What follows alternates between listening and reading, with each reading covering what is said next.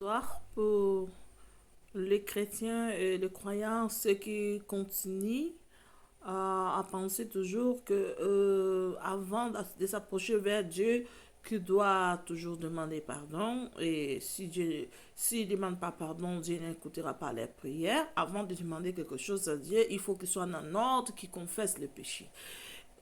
J'ai partagé ma vidéo précédente comme il est écrit dans Ephésiens.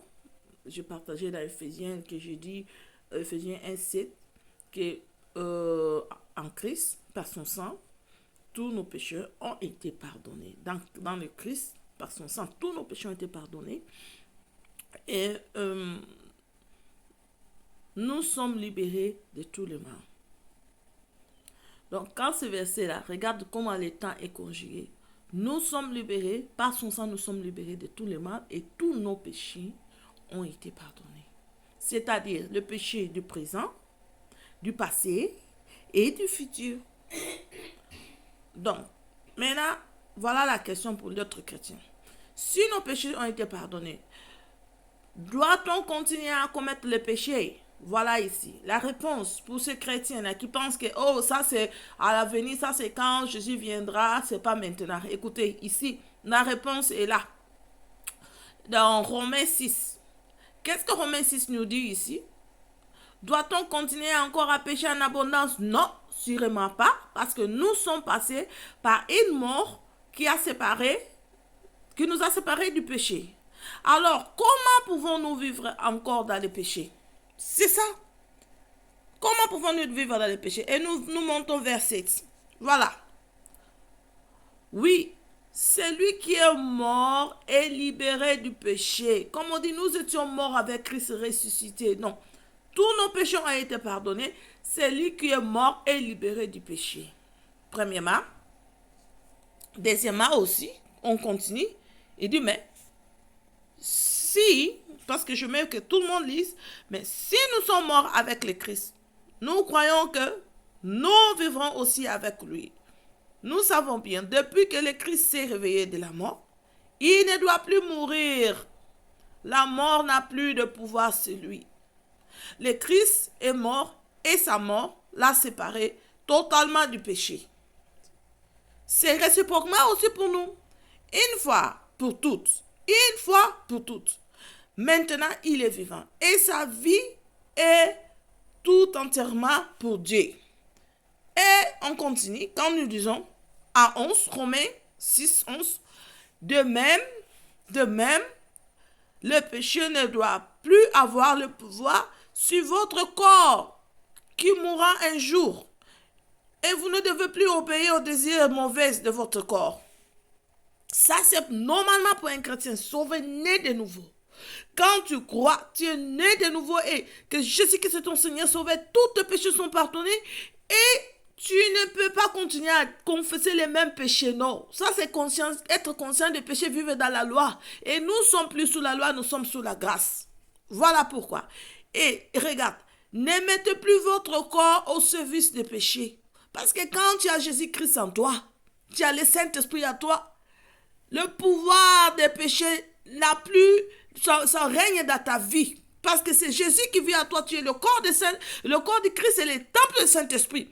Ton âme, ton esprit ne sera plus conscient, faible, face au péché ou à la mort. Comme il est écrit dans Romains 8, 1, 2, il y a point de condamnation pour ceux qui sont en Christ. La loi, c'est le Saint-Esprit qui fait la loi en nous et la loi de l'Esprit de Dieu en Christ nous a libérés de la loi du péché et de la mort. Et ne mettez plus votre corps au service du péché comme il a dit. Oui. Aussi, au contraire, mettez-vous au service de Dieu comme des vivants revenus de la mort. Quoi? Comme des vivants revenus de la mort. Ils n'ont pas dit après l'enlèvement, ils n'ont pas dit à la fin du temps, on a dit maintenant là. Donc nous devons vivre comme déjà nous sommes déjà au ciel. Nous devons vivre avec cette idée que ce n'est plus nous qui vivons, c'est Christ. Nous étions morts, ressuscités. En tant que chrétiens nés de nouveau, c'est ça. Ça, c'est... Comment le faire? C'est quand tu t'abandonnes. Tu t'abandonnes dans la main de Jésus, le Saint-Esprit, tu l'invites dans ta vie, tu lui dis prends le contrôle. C'est quand tu ramènes toute ton être sous la Seigneur de Jésus-Christ et tu vis avec cette mentalité que tous tes péchés ont été pardonnés et tu vis comme tel que Jésus est, tel que tu es. C'est ça. Et donc nous devons vivre comment? Comme des vivants revenus. Servez-vous de votre corps comme des moyens pour faire ce qui est juste. On ne peut rien sans l'aide du Saint-Esprit, on ne peut rien sans Jésus. C'est pour cela dans Jean 15, 5, il nous dit chaque jour, nous devons nous soumettre à Jésus-Christ. Jésus-Christ est notre vigneron, nous sommes les branches. Nous avons besoin de Jésus. Sans Jésus, nous ne pouvons pas, on ne peut pas vivre avec ce corps de péché. Sans Jésus-Christ, on ne peut pas vivre cette vie que Romains 6 nous dit. Parce que c'est en Christ seulement il y a le salut. En Christ seulement, avec par l'aide de l'Esprit de Dieu et Jésus qui vit en nous.